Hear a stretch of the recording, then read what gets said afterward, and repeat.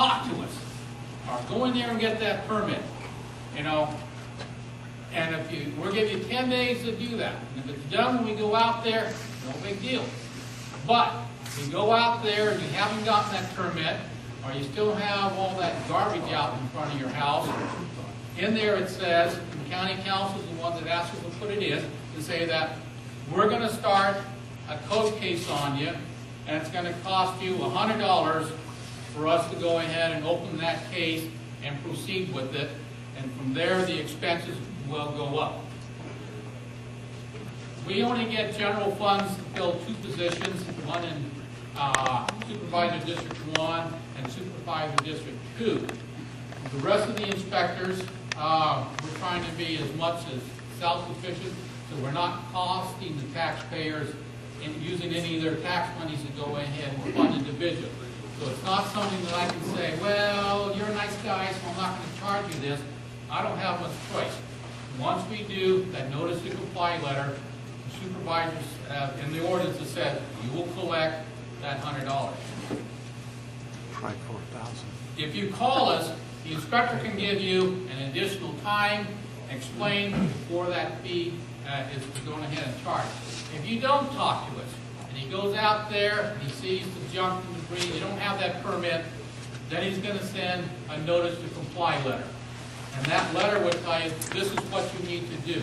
Within 10 days, you need to go to submit a completed application to BIMID or community development, or it will give you, you know, some time limit in there. If you don't think you can get it done in that time limit, call the inspector. We can be very flexible on the time. If you ignore them, 15 days later, automatically the computer spits out another tag, and he goes out and sees whether or not the permit was taken care of or the junk debris was cleaned up.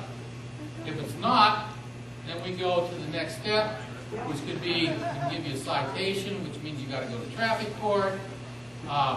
We can start the abatement process where the county will go in there and pick up your garbage and charge you for it. Or we can do the administrative penalty. Administrative penalty works very good where there's an addition already on. We're not going to go in there and cut your house in half. But we will bring it to a point after giving you several tries and notices to go ahead and appeal. Otherwise, you're going to be charged $4,300. If you're running a business out of your house, and that's a planning issue, you're going to have the opportunity to appeal to the zoning administrator. On some of these, you know, if your zoning is such where it doesn't allow you to do something, you can appeal all you want. You're not going to be able to get it. If you put in, let's say, a second unit underneath our living area in the floodplain, there's no way that we can go ahead and say, that's okay. FEMA comes around every 2 years, and they take a look at all the permits that were issued, and they look at our code enforcement cases. And then they drive the island, and they drive other places as well, and they make notes of the places that we missed, or that we didn't complete the enforcement, and they want to know why. And everybody that has property in here, their insurance that they're paying for the flood permit is as low as it is. It may not seem that way, is because we have an excellent rating in the county. If we don't enforce some of these things, that insurance rating is going to go higher, and everybody on the island and the rest of ContraCosta County are going to be digging deeper in their pocket for the insurance. So, administrative penalty, we go in there, we will send you certified letters, and we will post stickers on your house, nice little red ones, and they tell you, please come and talk to us. Now, it's a rental unit. The assumption is the tenant's going to call you and let you know, hey, we posted this sticker out there. We notify what's on the assessor's record. Wherever the assessor has that they're sending the tax bill to, that's where we go. So if you move, you should let the county assessor know where their tax is going, because after a year, the post office isn't going to forward that information. Once again, all the steps of the way, they say, talk to us. Find out what do you need to do to get voluntary compliance.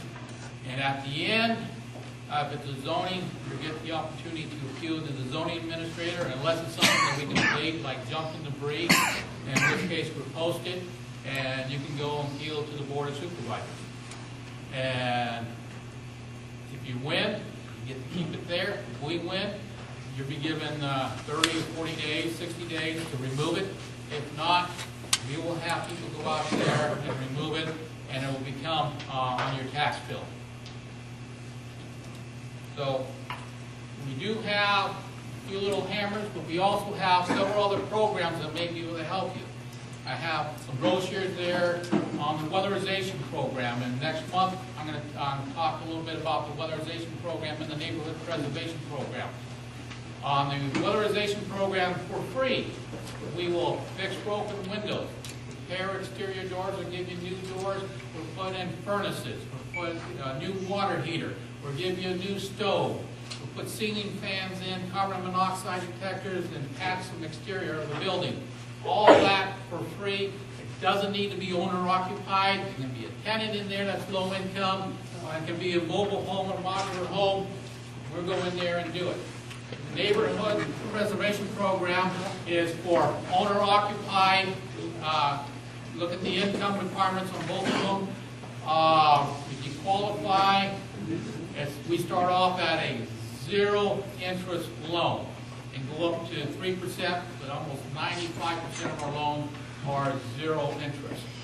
And what that means, if you borrow $50,000 to do the repairs in your house, foundation, roof, whatever, at the end of 5 years, you still owe the county $50,000.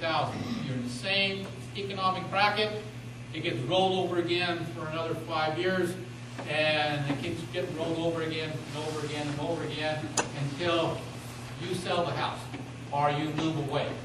Once you move away, it's no longer owner occupied. So we do have these two programs to go ahead and help out. And once again, I mentioned that we're going to start the abandoned vehicle program. And so if you have a car with no motor or it's up on blocks, you may be getting a call from us and saying you got to move it out. And the car needs to go ahead and be able to move up 15 feet and back 15 feet. So that is something that's coming down, and as we get closer, which maybe a month from now, we're going to start it. Don't want anybody to be surprised. That's most of my presentation. So I think yeah, I just wanted to say that we would like to work with you to resolve any planning or building inspection issues you might have on your property. If you would like to speak to county staff about a particular situation that you might have, you don't have to go all the way to Martinez to do that. We do have an office in Brentwood. Dano Thomas is the manager of the Brentwood office, and he can tell you a little bit about the hours of operation and the services that are available there. Yeah, we're located at 1191 Central Boulevard in Brentwood. We've been there for 7 years. This is our 7th year we've been out here. And we offer, our office hours are between 8 and 12 and 1 and 5 days a week, most Saturdays. I want to stress what Mike was saying. If you have any questions about what requires a permit or when it's required, just give us a call. And the clerks can help you. If they can't help you, we can get in touch with me or Robert Erickson, the code enforcement